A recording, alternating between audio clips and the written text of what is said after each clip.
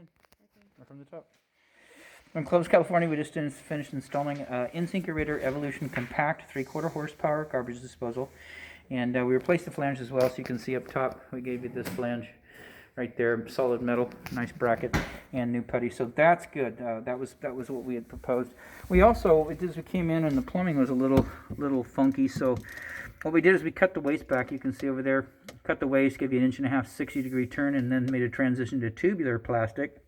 Gave you a tubular trap, a little extension, and then also a tubular telescoping kit over to the disposal.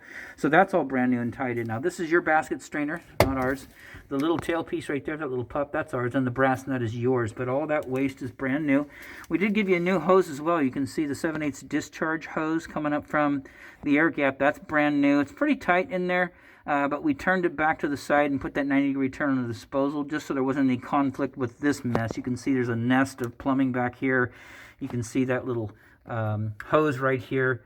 It wants to catch on all the plumbing back there. So what we did is we turned it to the side. It's a little tight, but it's good.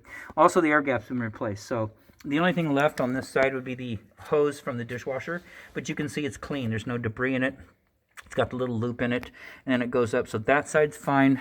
Discharge hose is new. Air gap is new, so you shouldn't have any trouble in there. Everything in here looks good. Outside of that, this installation is done.